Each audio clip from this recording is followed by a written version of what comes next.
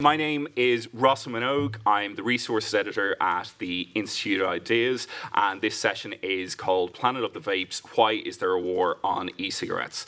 So the title is pretty self-explanatory, but one of the reasons I want to hold this session is I've no expertise in this area, but it's just I'm a smoker myself, and about a year ago started vaping, and I'm one of those people who hasn't entirely quit smoking. I still, if I go to the pub or something, I have a few fags. But it has reduced my smoking by maybe 80 or 90%. So I was kind of bemused by a lot of the reactions to e-cigarettes, people immediately wanting to either treat them as tobacco, where they would be banned in public places and pubs and all the rest. And very quickly, places like Scandinavia, a lot of cities across the US, like New York and Chicago, banned them in public places. So I wanted to get to the heart of why that was happening, and because it's been happening here as well. In Wales, the Ministry for Health is pushing ahead with a ban on e-cigarettes in public places. So is there a reason to do this, is what we want to ask. And do e-cigarettes need to be more regulated, and if they do, by how much? There's various other things. I'm sure you've read the blurb in the brochure that may come out. So I'll introduce the speakers in the order in which they will speak. Each will give 5 to 6 minute speech. Our first speaker, Duncan Stevenson, over here on my far left, is the Director of External Affairs at the Royal Society for Public Health.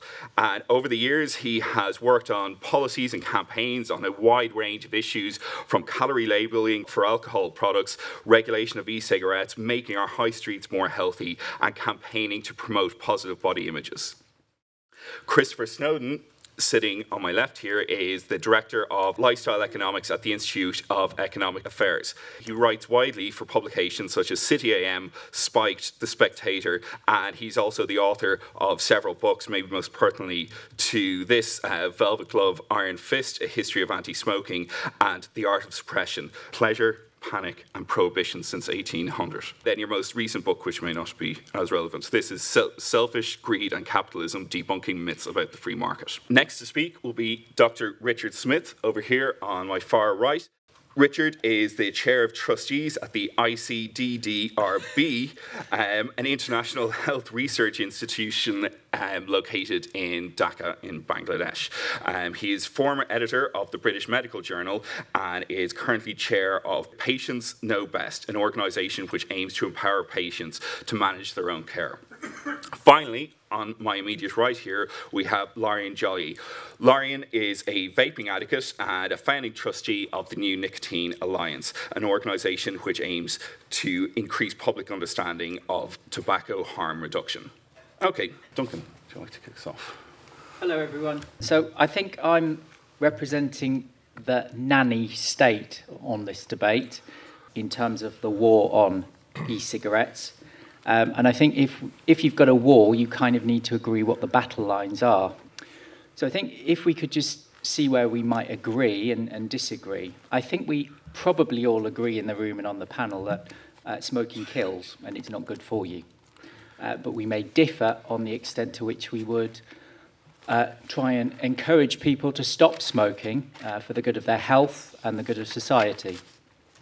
I think we'd also probably agree that e-cigarettes have a role to play in terms of reducing the harm from smoking. We'd probably disagree on the extent to which we champion e-cigarettes. As a public health body, the Royal Society for Public Health, we want to stop people smoking. We know that 2 in 3 smokers also want to quit. It costs the economy a significant amount. It does generate some revenue, but it costs even more. So anything that we can do to encourage smokers to quit and to get them on to safer forms of nicotine, such as e-cigarettes, we would welcome.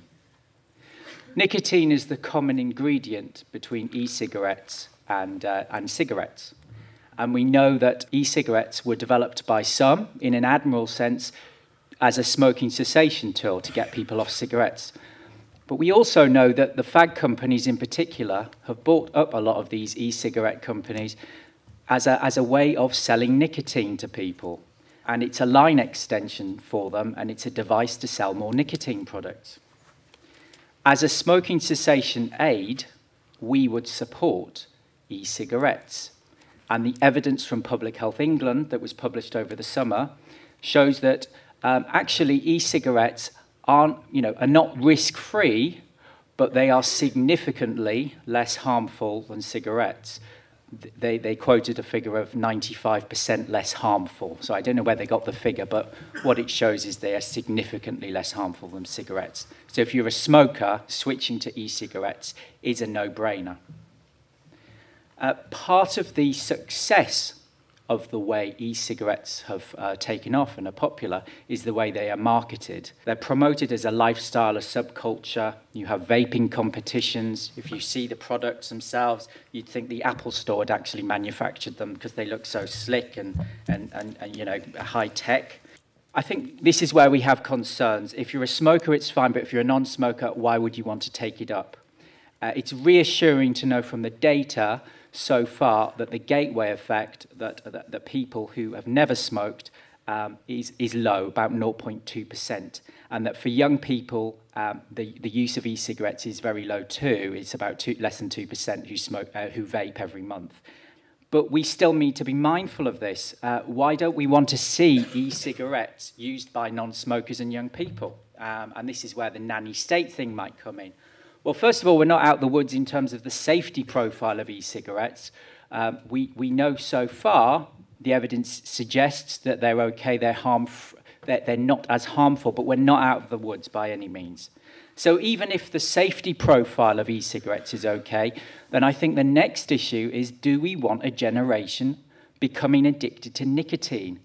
How does nicotine impact on our bodies? It releases dopamine, it releases endorphins, it activates the reward system in our body. But it's actually a very dull drug to take. We know that, I don't know that, Christopher, you've spoken about recreational nicotine. Well, actually, recreation, I looked up the word recreation, and it means done for enjoyment, amusement, or pleasure. There's nothing fun or enjoyable about taking nicotine. It actually is very displeasurable.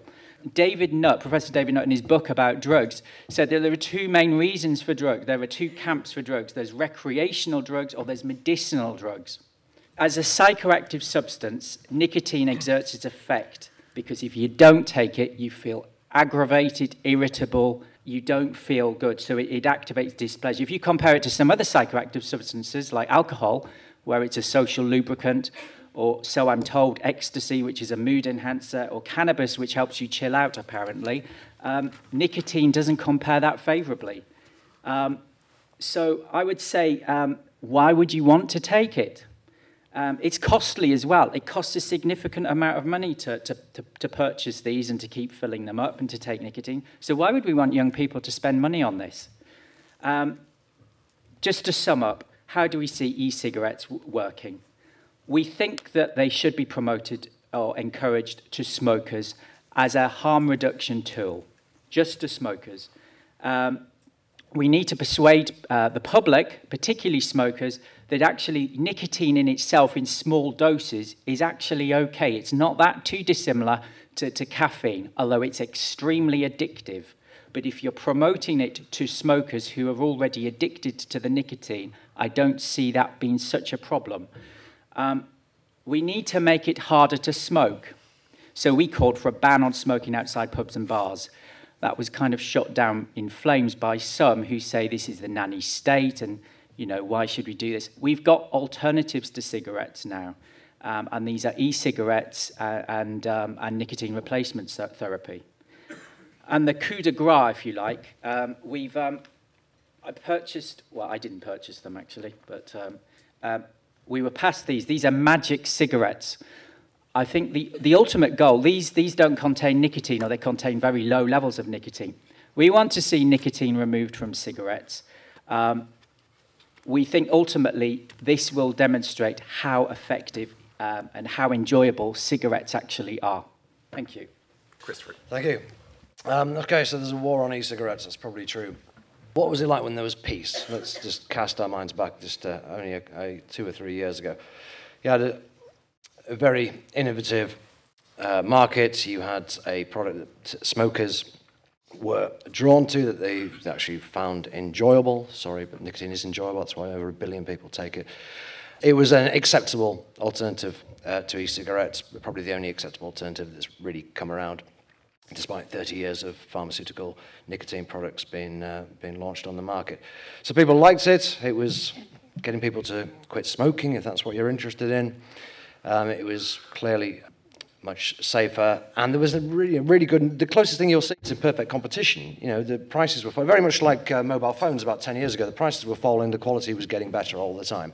Incredible amount of competition on your high street with the manufacturers, and the product advancement was extraordinary, and people enjoyed it. People were cutting down what they smoked and stopping smoking entirely. And then in come public health people, suddenly, years too late, suddenly noticed these things were on the market, mainly because the tobacco industry started buying up the odd company here or there. They only own 7 brands in the entire world. There are thousands of them in total. But as soon as the tobacco industry got interested, obviously public health had to come in and decide, you can't do that, you can't do that, we don't want the advertising, we don't want this, no, you can't, no, I don't like this, rechargeable, don't like the flavour, it might be appeal to get all this stuff. Convinced the European Parliament, who then came bumbling in, to pass some incredibly ill-thought-out legislation that'll be coming in from next May. Means this e-cigarette, which is pretty average, will be banned for various different reasons, depending on how the Department of Health actually implements it. But they're going to ruin the market. And ironically, they're going to help the tobacco industry on the way, because the products that will still be legal will be the ones the tobacco industry likes, because they've got the highest profit margin, and they don't actually work that well for people switching over completely from tobacco. And the result of this is we're actually going backwards. I mean, the market is definitely going to go backwards from May next year, thanks to the regulation. But even people's understanding of e-cigarettes is going backwards. People are less informed about e-cigarettes than they were a couple of years ago. More people think now that they are as dangerous as smoking than did a couple of years ago. There are plenty of stories of people trying e-cigarettes for a sustained period of time and then going back to smoking because of what they read in the Daily Mail and the Telegraph and all the rest of it. Now, I'm not having a go at the Daily Mail and Telegraph. All the newspapers have been as bad as each other. They have an incentive for bad news. I understand it. There's no incentive for them to, calmly lay out the facts about e-cigarettes and tobacco harm reduction. And so if some study gets published saying that there's an enormous amount of formaldehyde, or there's a gateway effect and kids are going to start smoking as a result of e-cigarettes, they're going to print it. The responsibility ultimately lies with the handful of public health extremists who are coming up with this rubbish, getting it printed in places like the Lancet, challenging even Public Health England's report about it, claiming it's somehow tobacco funded and all this kind of nonsense and smears. The kind of stuff they normally reserve for their enemies are now reserving for one another. Margaret Chan this week, the Director General of the World Health Organization, said that her recommendation is countries ban them outright. We are going backwards with this, entirely as a result of the so-called public health lobby, who are doing something quite explicitly that is against their own ostensible goals of improving public health. It's an Alice in Wonderland world we're living in now, where the market has provided something that's actually socially beneficial and beneficial to health, and the people who call themselves health experts are the ones who are reducing the appeal of the product significantly and scaring people off it. The only positives I take from it is that, as I say, the public health movement has become somewhat divided. There are plenty of people, in fairness, in public health who actually are in favour of e-cigarettes, not in the mealy-mouthed way that you just heard from Duncan, but genuinely supportive of them. And it's taken a bit for them to put their head above the parapet. But some of the people who actually work with smokers, as opposed to being in an ivory tower, it's impossible for them to not see that e-cigarettes are working. If you're working with focus groups and smoking cessation groups, and you've been pushing Shamtix and Nicorette at them for donkey's years and with very little success, if you see people spontaneously picking up e-cigarettes and using them and giving up a 60-a-day habit, it's difficult to turn your back on that. Also, some of the younger ones want to be on the right side of history. It's pretty obvious to anybody who has eyes that e-cigarettes are the future, have the potential of wiping out, or practically wiping out cigarettes within 20 or 30 years, if allowed, which they're not being allowed to, but they have that potential. And some of them, indeed, are making up for lost time, because, as I say, nobody in public health paid any attention to this until about 2012, 2013. Martin McKee now, who's this sort of corpulent toad at the London School of Tropical Hygiene goes on the television at the drop of the hat to say that it should be banned. Never said a peep about this, supposedly one of the country's leading public health experts, never said a word about e-cigarettes until 2013, except to say in a blog post a few years ago that they're obviously never going to take off because there's no demand for them. But some of these people, as I say, are on the side of the angels with this. The Public Health England report was a good step forward. Action on Smoke and Health are kind of okay on it, although they still support the European directives. But there's quite a few dinosaurs in this country and the other for whom they just don't care. They just don't care. They're not going to be around when they'll be retired or dead by the time that e-cigarettes have been proven beyond doubt to be probably the greatest step forward in public health in 50 years.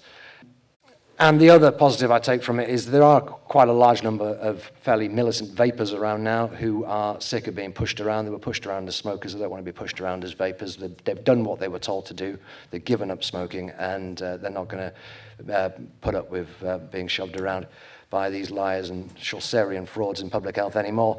And they are getting the word out there that actually, there is a huge amount of deceit in the public health movement. And for people like me, whose goal ultimately is to destroy the public health movement, that can only be a good thing.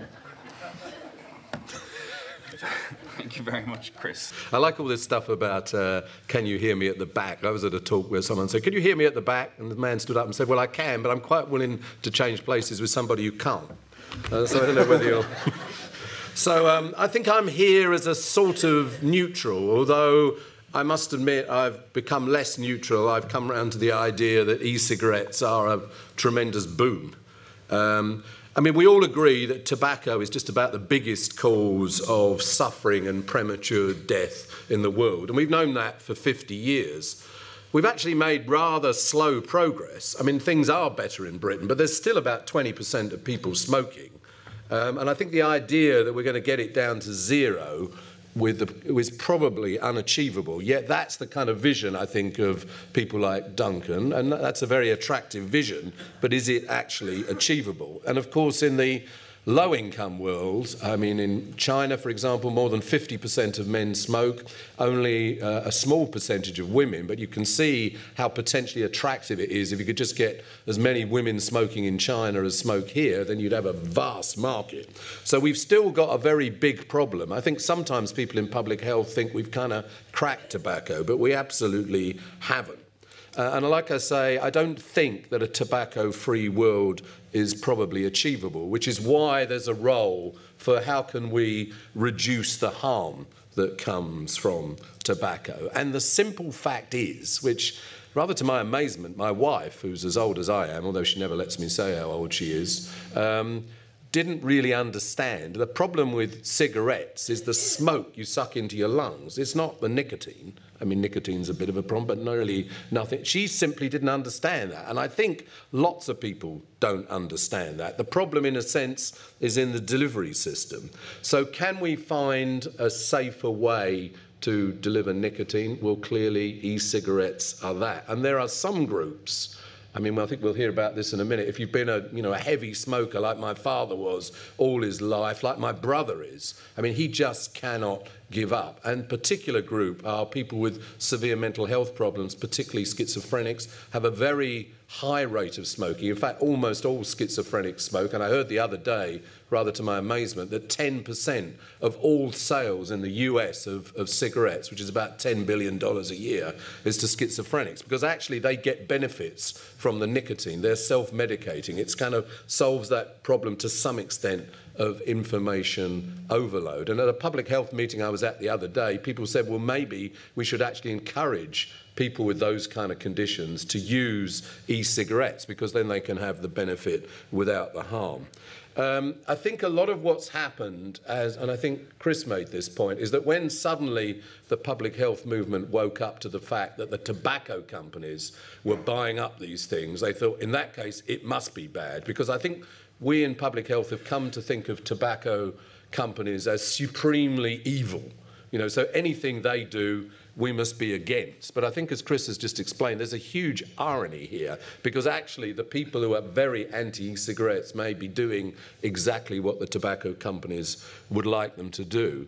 I think what may be happening here is a sort of classic thinking fast, thinking slow. I mean, almost every talk I ever go to, people quote this book, and it is a fantastic book, and if you haven't read it, I really urge you to do so. So we have one way of thinking that's just bang, you know, you reach a decision, often on moral grounds, almost immediately, and then and that's kind of easy, we can all do that, and then there's the slow thinking based on logic and science, which takes quite some time. And I think what's happened here is that people said tobacco companies are promoting it, it's potentially going to encourage more smoking, it's a bad thing, we must ban it, we must be against it, we must do everything we can stop. But I think makes a lot of sense to pay attention to what the effect on tobacco companies is, because cigarettes are unbelievably profitable. I mean, Warren Buffett said you can make them for a cent, sell them for $1, the customers are addicted. What a fantastic business.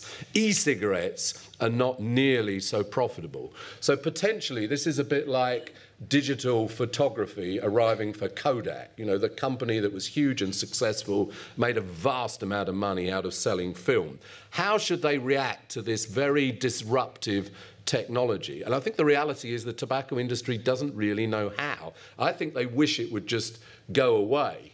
But whether they kind of buy it up, try to shut it down, put a license on it, whatever they do, but I think they kind of recognise they have to be with it. But another thing about trying to start a cigarette company is pretty well impossible. They've got a vast kind of oligopoly. But when it comes to e-cigarettes, then, you know, anybody to some extent can come along with a better e-cigarette.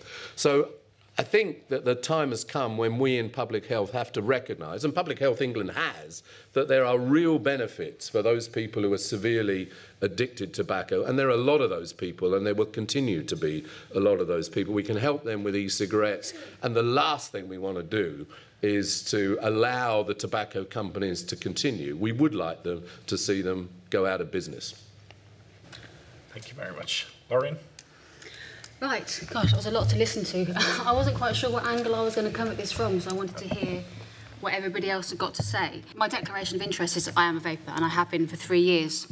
I smoked for 23 years before that, so I was quite a committed smoker.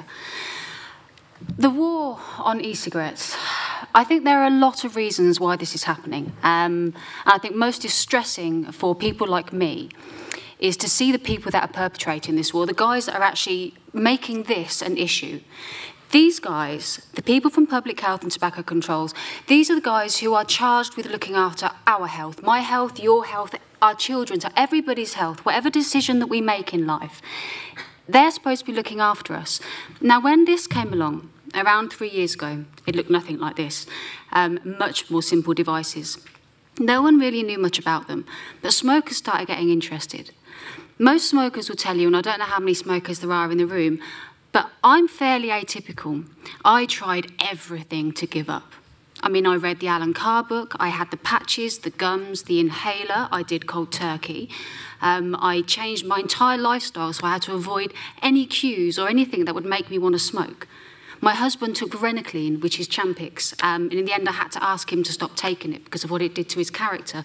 So I was the smoker who had given up giving up. I wasn't interested in not smoking anymore because it brought me too much misery. So when this came along, I was interested. And none of the other stuff had worked. And I'm the same as every other smoker out there that's picked one of these up. It's kind of idle interest. And you kind of think, can I do this without help? Do I not need the state? Do I not need public health to tell me that I can do this? Because I'm doing this online. I've spoken to other smokers and other vapers, and they've given me advice. And then it turns up on your doorstep, and you start using it. And it works. Then you discover there's a whole world of unusual and interesting people out there who are doing exactly the same as you. And not one of them has had to go to the state to ask for help to do this. They're funding it themselves, they're paying for it themselves, they are completely independent of all the bullying and all of the kind of demeaning behaviour that smokers have had to deal with for most of their adult lives. If you consider, I started smoking when I was 12. I'm 37 now and I smoked for 23 years. For most of my life, I was told by society that I was disgusting, that I wasn't wanted, that I couldn't be around them, I couldn't be around children, that I smelled. I had people approaching me in the street that I had never met before.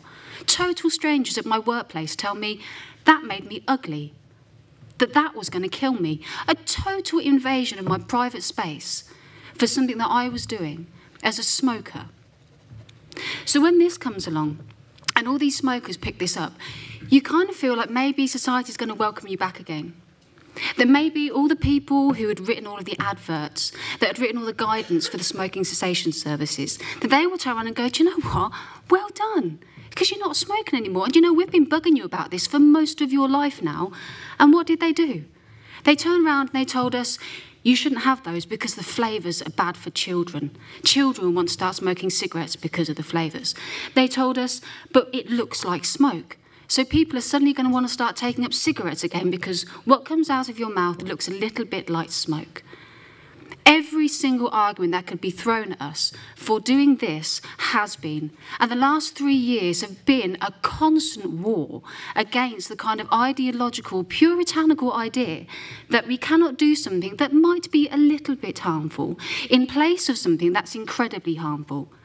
And what makes this worse is Chris mentioned Chan from the WHO. The WHO's own figures, their own numbers, which they are happy to quote at every corner, it's 1 billion deaths this century. 1 billion deaths from smoking. Now, whether you believe the figures or not, even if it's only a fraction of that, that's a lot of people. And then in the same breath, she and other organisations with more acronyms than I can possibly name, who are supposed to be looking after us, will say those same numbers and then say, but these need to be restricted. These need to be on prescription. Smokers should have to go somewhere to get these from the state. They shouldn't look like that. They should be much simpler. Why do they need choice? Who needs to use nicotine? Nicotine's a fairly inane drug, let's be fair. And I know because I've run the gamut of drugs, so I have some kind of some quality of experience here. Nicotine is not the best of recreational drugs. To say it has no positive effects is ignorance. As we already mentioned, for various mental conditions, it does have positive effects. And I think once we get further into this debate and the acceptance is better, we'll start to learn more of the benefits of nicotine. But you know what?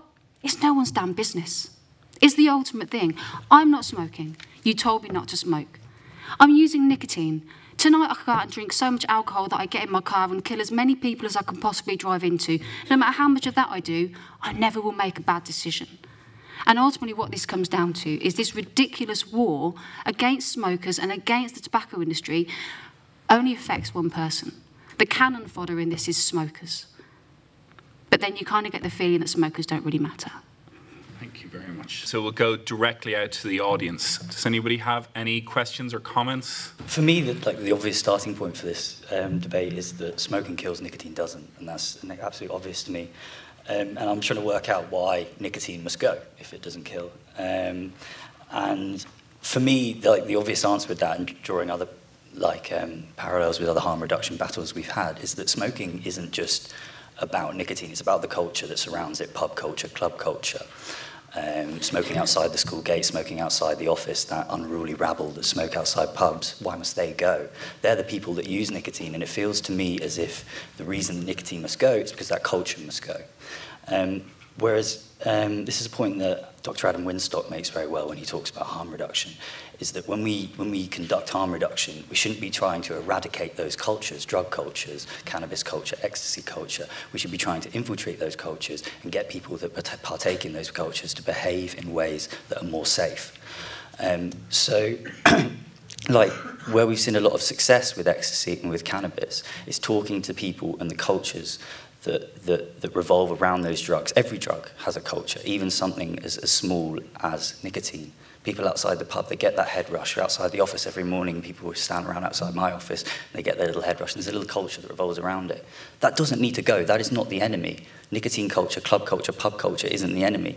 And it's a division that I've seen very obviously on this panel, and I've seen it in the wider world. The people defending e-cigarettes, particularly on this side of the panel, are the people that smoke.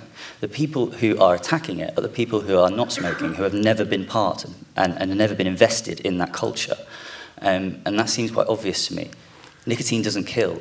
Why are we trying to get rid of nicotine? Well, because you're not invested in it. I smoke real cigarettes and consider vaping a sort of veggie alternative for sort of children or something. But obviously there's all these health benefits. I don't really want to take up all those arguments. Everybody seems to have very strong health benefit arguments for it. I feel very much from the view of personal choice.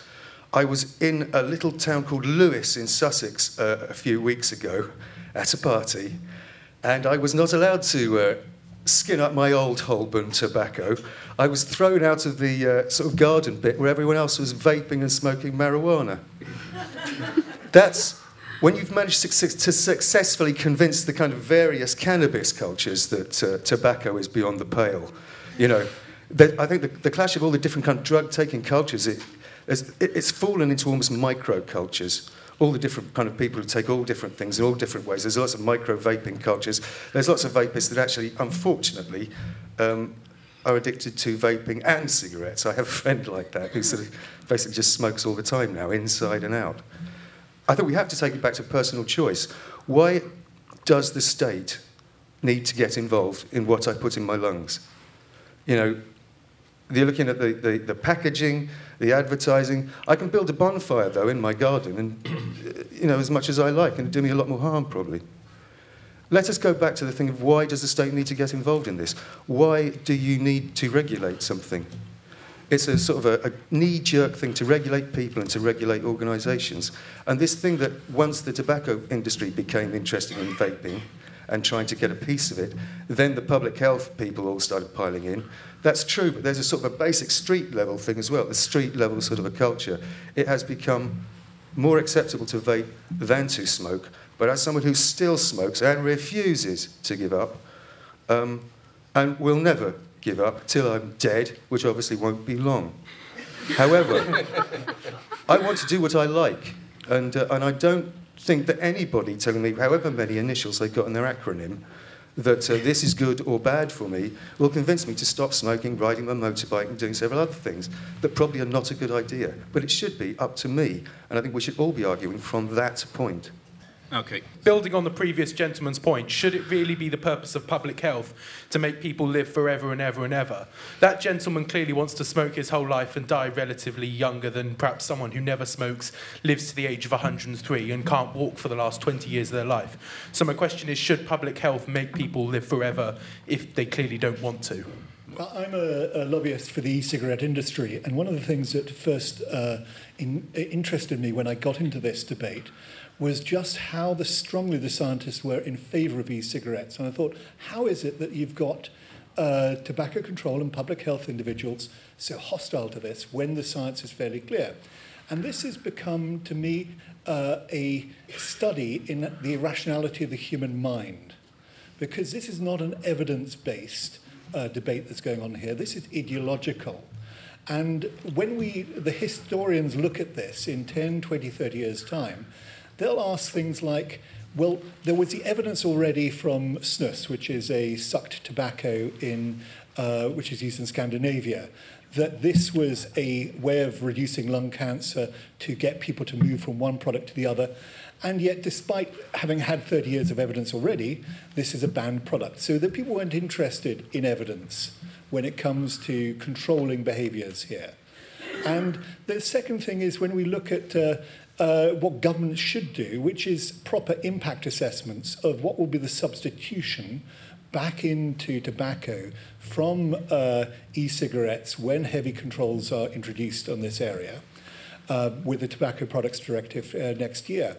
Nobody's looked at that substitution effect back in. Nobody's looked at what will be the growth of the illegal market. I was doing some opinion polling on this 3 weeks ago, and an awful lot of vapors are going to go back into smoking. An awful lot will use illegal products of which there'll be no regulatory control, obviously. If they're coming from Arthur Daly, there's no control over the quality of them.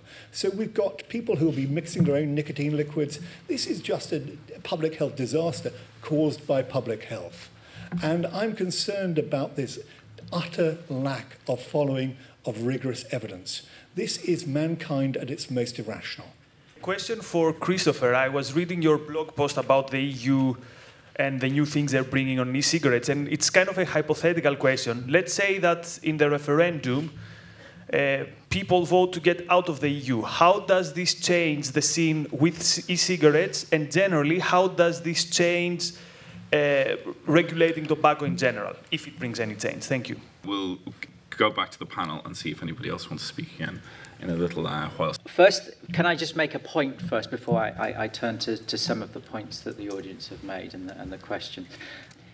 Everybody on the panel has criticised the public health movement, and you've lumped organisations such as the one I work for together. I think you need to read our policy paper and read our research. We are supporting e-cigarettes as a harm reduction tool. We believe that if people want to quit smoking, they should be given as much support as possible, and that's the bottom line. We are also evidence-led. I'm the gentleman at the top there.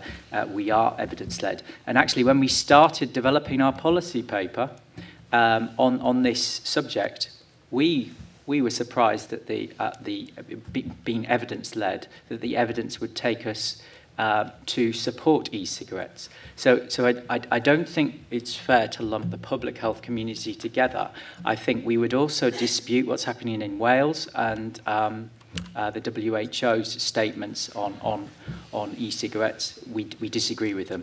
What we do know, though, is that in the UK, or in England rather, there is a broad consensus now among the public health community that e-cigarettes as a harm reduction tool are important and should be supported. So I actually hope that I've reassured the panel there and the audience that actually we do support e-cigarettes for smokers. In terms of a question from the gentleman about personal choice, and I think several people touched on it, if I may, sir, call you part of the rump and the hardcore, we know that 2 in 3 people want to quit smoking who smoke. Actually, the figure's probably higher. Dispute the idea that it's personal choice and freedom of choice. And actually, the fact of the matter is, it's personal choice, yes, but it does impact on society. It costs. Policy Exchange have estimated that the cost of treating smoking is upwards of £13 billion a year to the NHS. And Christopher, you may dispute on that, but I think in terms of pounds, shilling and pence, I'd rather not get into an argument with you about that. It does bring in revenue, but it costs a lot more, a significant amount more. I don't think it's personal choice when you're addicted to the nicotine. In terms of the culture and the micro-vaping culture and the war on culture, which you made, and I think you touched on it as well. I think I've said my piece about nicotine. It's not so much of a public health battle to get people off nicotine. It's more of an issue of addiction. Do we want people addicted to this substance? Anyway, I've got my red card, so I'll shut up.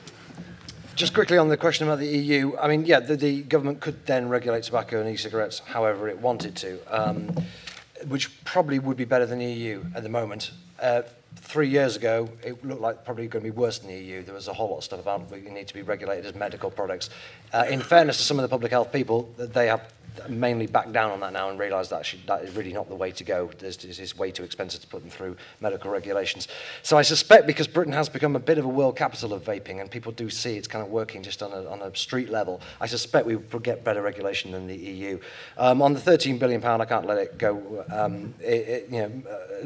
I think more than half of that is lost productivity from smoking breaks. Right? These are not the costs of treating people. The cost of treating people is about £3 billion. Tobacco revenue is about £14 billion. There is no negative externality there. On the division of public health, I mean, I hope I made it clear in my opening remarks that I saw kind of, I didn't see the public health movement as monolithic on this. There are people coming back to the freedom point. The public health movement is basically anti-freedom. It's all about creating new criminal offensive, banning out smoking outdoors. I know Duncan's organisation has some very odd ideas about doctors deciding which shops are able to open up in the high street and so on. So there you kind of, your commoner garden, public health, Puritan, prohibitionist, what have you, and you kind of deal with them for years and you think they're pretty much the worst people in the country. And then when e-cigarettes come along, you find there's another layer. They're not actually the worst people in the country. There's these other kind of bottom feeders right below them who are against e-cigarettes because actually they're probably not even in favour of health at all. So you can almost deal with people whose ideology is this: that longevity is the most important thing, health is the most important thing, liberty doesn't matter. Then you get to these people who call themselves public health people who are actually not even interested in health. They're just interested in destroying the tobacco industry or stopping people using nicotine because it's somehow immoral, or they think that people don't get pleasure from it. You know, there used to be a question in the old sort of tobacco wars days, when you were trying to work out whether the people you were arguing against were genuinely health zealots or they were just sort of good old-fashioned moralists, which was, you know, what would they do if suddenly cigarettes were somehow made harmless or a new cigarette came on the market which actually didn't cause cancer? Would they keep going? And the e-cigarette issue is basically allows us to see what happens. Quite a few of them just keep on going. It's not about health for them. It's about nicotine. It's about pleasure. It's about looking like, you know, using the same mannerisms. That's how some, you know, the vapor coming out of the mouth looking like smoke. That's what it's about. For a section of them, as I say, I wouldn't tar everybody with the same brush, but it has proven that there are people around who are even worse than we thought they were. Okay. Thanks very much, Richard. I mean, I entirely accept Duncan's point. The public health movement, just like the tobacco industry, is not one monolithic thing. I mean, I often use Simone Veil's quote that says all sentences that begin with "we" are lies, and similarly all sentences that begin "the public health movement" are lies. I don't think it's a war on culture. I mean, I happen to know very well some of the people who are passionately against this, like Simon Chapman in Australia. He hangs out in pubs, he plays in a rock band. I don't think he's a kind of killjoy. Duncan has addressed the questions about, isn't this just a matter of personal choice? I think it would be very dangerous for the people who are pro e-cigarettes to say everything's a matter of personal choice. I think that would lead us into a really kind of bad places. And one thing I would emphasise, I don't think, although people are attracted by the vision of a tobacco-free world, and who wouldn't be, I don't think any public health people are in favour of prohibition. Prohibition was a disaster, and I must read Chris's book because I'm sure it makes that point. I mean, I'm here primarily today to talk about death. I'm very pro-death. I'm a public health person who's pro-death. So I don't want people to live forever. And I think at the moment we are in a bad place because people are living longer and longer, but actually the period of unhealthy life is going up. So actually we don't want people to live forever, and that's not what public health is about. I think this has been a very ideological debate, and I think scientists like to think of themselves as purely objective based on evidence, but in fact they're absolutely not. They're human beings like everybody else, and they make, you know, they are driven by beliefs and values, and some of these people I know that's particularly true of. You know, they're kind of, so I think I accept that point, and I think scientists deceive themselves by thinking they're purely objective. I suppose the argument they would have, which could have some legitimacy, is, you know, there's this idea of the precautionary principle. And if it were turn out to be that vaping meant that even a small percentage of children who didn't smoke began to smoke on a worldwide scale, that could have a massive effect. So there is some legitimacy for saying, because we have a little bit of evidence that might. The last point I want to make is I think if it's true that there are lots of vapers who are turning back to smoking cigarettes, it would be very good to gather evidence on that, because I think that would be an argument that would influence public health people very strongly. I haven't seen convincing evidence on that. I hear stories, but I'd like to see the evidence. Laurie. Gosh, again, lots and lots to pick up on. Firstly, I'd want to make a point to you, actually. You are right. There is an element of public health which isn't entirely hysterically against vaping. However, in your own presentation, some of the points that you made, you know, you're still very far away from understanding what it is that appeals to the smoker about this. And that idea of removing nicotine use from society is such a ridiculous concept when it's not even necessary. It also oversimplifies the behaviour of a smoker. See, smoking isn't just about how much nicotine you can get into your body. It's not like being an alcoholic in that respect. There is so much pleasure around smoking and vaping in terms of when you can do it, the treat element, the flavour, the sensation, the inhale and the exhale. These, I mean, I know it's sensual, but it is. There is a lot involved in smoking, and so to bring it down to purely being an addiction to nicotine, I think is quite brutal, and I think that's unfair. I think what e-cigarettes actually managed to do is kind of eke out a little bit of that, because you can control how much nicotine you have. So yes, I do take your point, and you are right. But there is still a very, very long way to go until a large part of public health understand the freedom element of all of this. It has to come back to the public health thing. It's very difficult to leave this, I'm afraid. So you made a very fabulous point about Simon Chapman. There is a hardcore group of people in public health who have very little experience in this field. Chris mentioned Martin McKee. So whether their organisations are kind of, oh, you know, we don't think it's too bad, and maybe we can come round as the evidence comes round, and we're not seeing the gateway theory, which is children going to vaping and then going to smoking if they'd never have smoked. What these people are doing are perpetuating in the media, the Simon Chapmans, the Martin McKee, Simon Capewells, the BMA as an entire organisation, are perpetuating the scare stories in the media.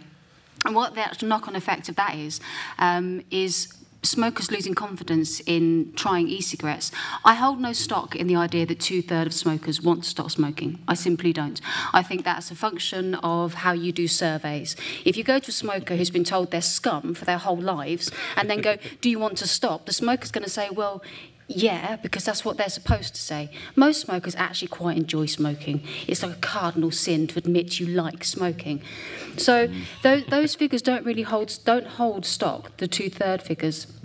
So all these guys who are current smokers who might want to try e-cigarettes, essentially being told by the media and the BMA and Simon Chapman and all the rest of them, don't bother.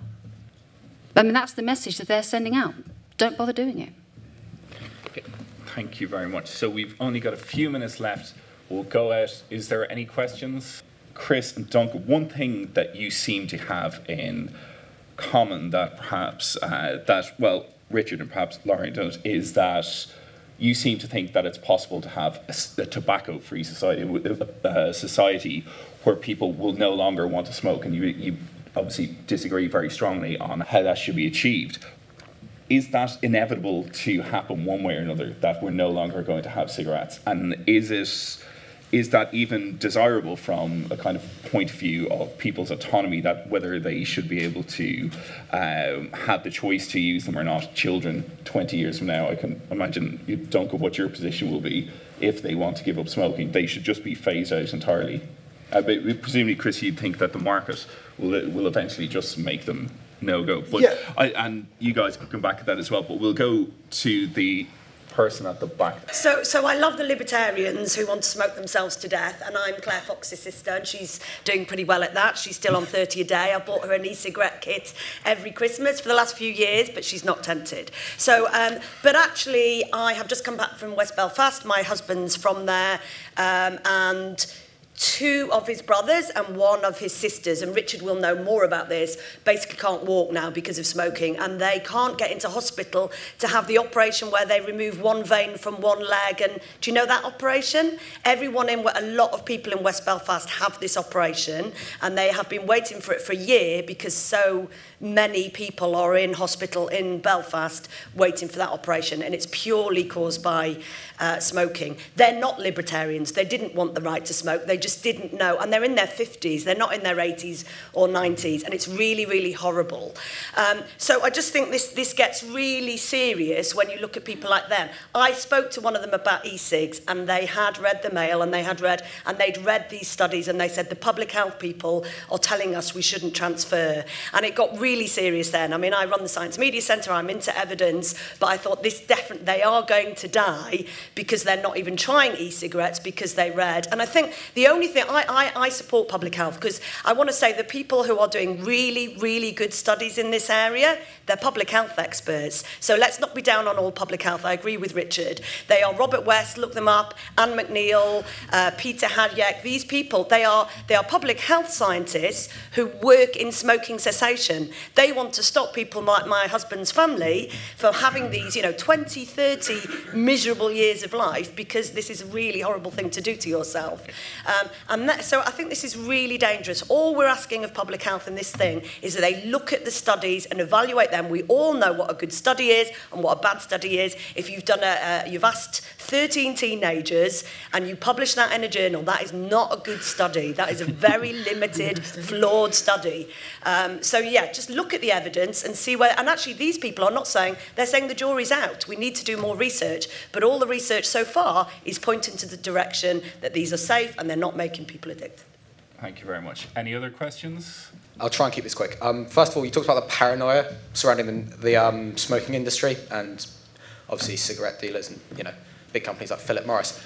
I'm just asking, do you think, first of all, do you think that paranoia is okay, given that, you know, these companies are capable of suing countries and winning and vetoing legislation using laws that were completely out of context?